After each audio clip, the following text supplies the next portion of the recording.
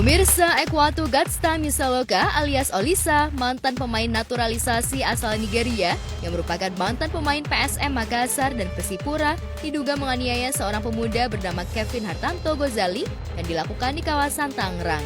Dalam video yang beredar di jagat maya, Olisa terlihat terlibat percekcokan dengan Kevin di perumahan Lipo Village hingga berujung Olisa melakukan penganiayaan. Percekcokan terjadi karena Olisa tak terima ditegur korban lantaran Olisa menabrak mobil korban yang terparkir di halaman rumah milik korban.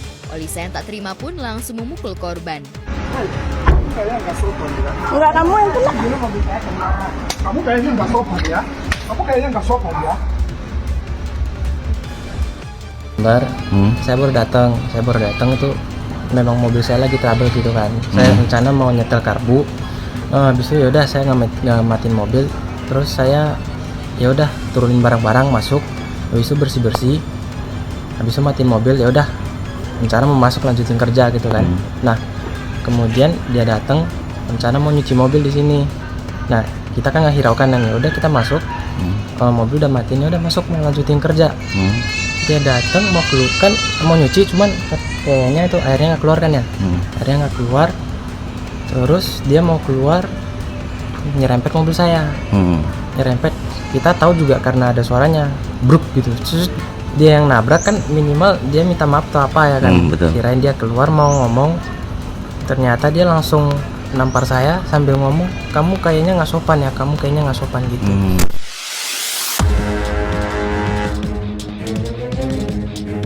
Usai melakukan penganiayaan, Olisa pun langsung bergegas pergi tanpa ada permintaan maaf. Kevin yang tak terima pun langsung melaporkan kejadian penganiayaan yang dilakukan Olisa ke Polres Metro Tangerang. Saya sebentar lagi aku udah selesai rumah ini. Saya tunggu. Bapak nabrak saya ya. Woi. Laporan kemarin baru diminta keterangan. Iya.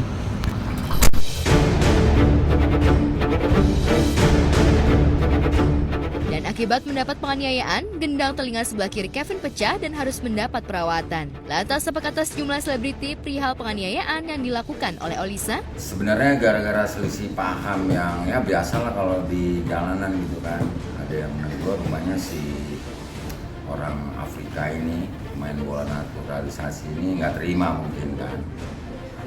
Ya mungkin di negara dia nggak apa-apa, nggak masalah gitu kan. Makanya kita kan punya adab gitu. Kayak contohnya kita kalau keluar negeri, kita kan nggak mungkin sembarangan. Walaupun mungkin negara itu lebih hancur lah istilahnya, apa tata tertibnya kita anggap gitu kan.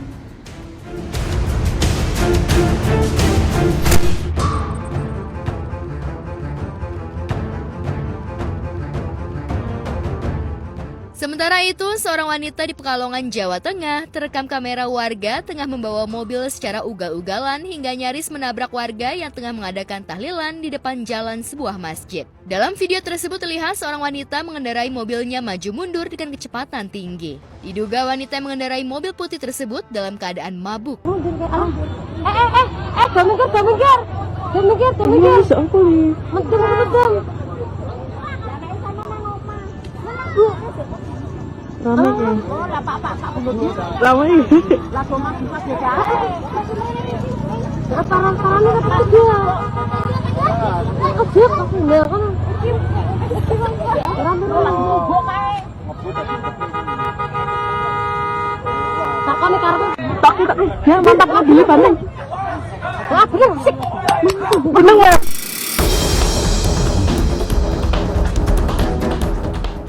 Perilaku wanita tersebut tentu saja membuat warga kesal, namun saat dihampiri dan tegur warga, pengendara wanita tersebut justru emosi dan malah menantang warga dengan kata-kata kasar.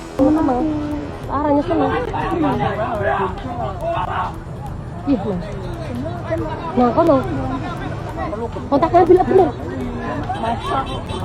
Nantang. Hubungan yang liar ya, karena apa? Udah tahu ada pengajian, malah melakukan seperti itu. Udah itu tahu itu salah, malah melawan, malah nentang, gitu kan nggak bagus gitu. Ya, aku sih melihat orang-orang semacam itu ya tidak berpendidikan, pastinya ya. Karena apa? Kalaupun dia mabuk juga, terus tiba-tiba dia ditegur, dia merasa salah, itu masih bagus gitu.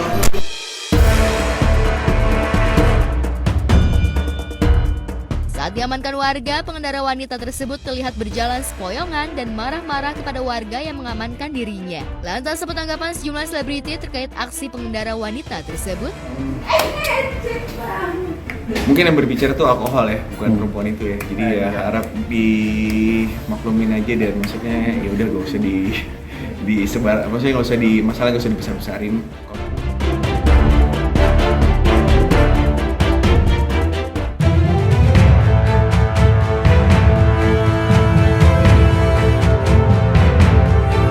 Di tempat terpisah, sidang kasus penyebaran video asusila mirip Rebecca Klopper terhadap terdakwa BF yang digelar secara tertutup di Pengadilan Jakarta Selatan sampai pada agenda pembacaan tuntutan.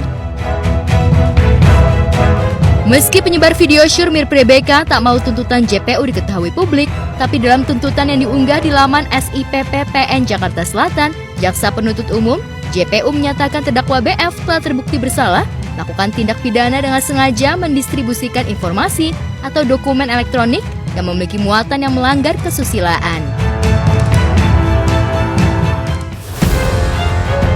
Atas perbuatannya, terdakwa BF dituntut 4 tahun penjara dan denda 1 miliar rupiah.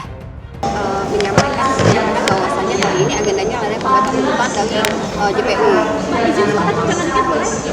Hari ini agendanya pembacaan tuntutan dari JPU. Oke, tuntutannya berapa? Nah, terkait masalah tuntutan tadi BF ngasih tahu kepada saya bahwasannya beliau keberatan untuk disampaikan, biar nanti beliau menyampaikan sendiri seperti itu. Emang berapa besar keberatannya? Ya, alasannya itu masalah pribadi mungkin, Mbak. Jadi kita kan memang mesti menghargai ya, karena ini adalah privasi beliau, jadi kita menghargai bahwasannya ini kan bukan untuk kepentingan umum, karena ini menyangkut dirinya dia, jadi dia berhak untuk menolak untuk disampaikan. Tapi tuntutan itu merasa sidang tidak terima atau gimana? Tidak terima.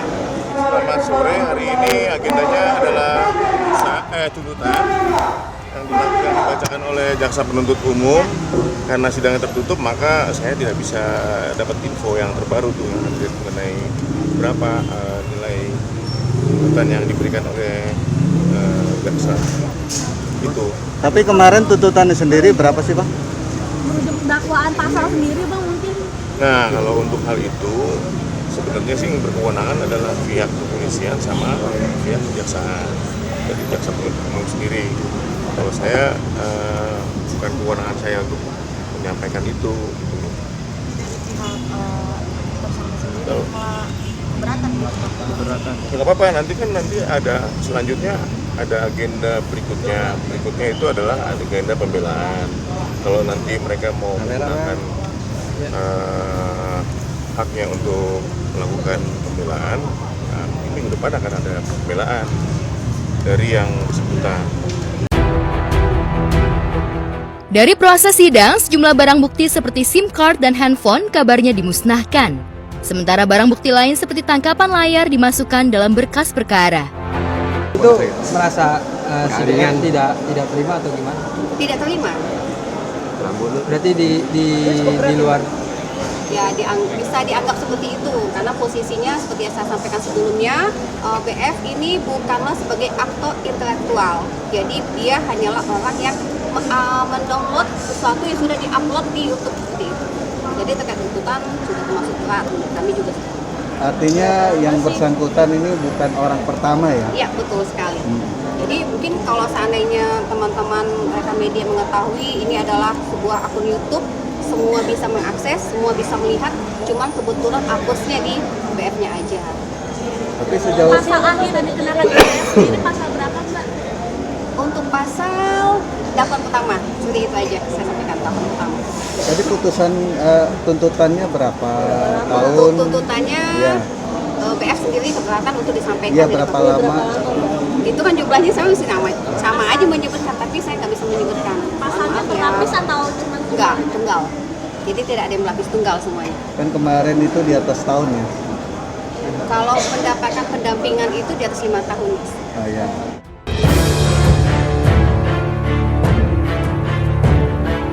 Sementara atas tuntutan JPU, kabarnya terdakwa BF keberatan dan siap melakukan pembelaan pada sidang 4 Januari mendatang agar hukuman yang diterima bisa lebih ringan. Apalagi atas kejadian ini, BF mengaku menyesal.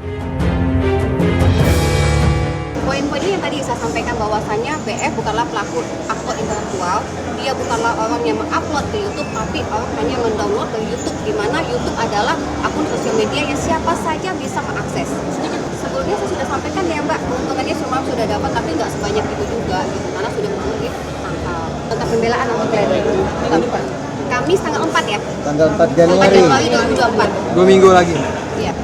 Dia udah tegal ya, bagaimanapun juga yang namanya konsekuensi harus dihadapi ya. Jadi kalau menurut saya sih dia lebih legowo lah menerima. Cuman masalah konsekuensi hukum ini kalau menurut kami tuntutannya terlalu berat. Bahwasanya tidak sesuai dengan apa yang dilakukan oleh BF sendiri. Seharusnya lebih didalami bahwasanya ini adalah semua faktor kelalaian seorang yang mengupload ke YouTube. Seharusnya ini yang dikejar adalah yang mengupload ke YouTube, bukan yang meninggalkan.